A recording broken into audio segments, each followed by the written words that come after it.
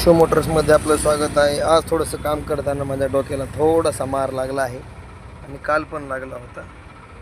पण काम म्हणलं की त्या गोष्टी आल्याच, मार लागणे वगैरे.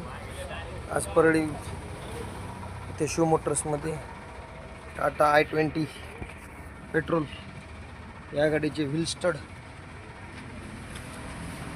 स्टड टाकत आहेत. हा व्हील स्टड बदललेला आहे, तुटलेला असताना. हा एक नवीन आणलेला व्हील स्टड खूप कॉस्टली भेटत नव्हता, नाव अवेलेबल केला. आणि या गाडीचं आपण बघत आहेत ऑइल चेंज व अजून इतर काही काम आहे.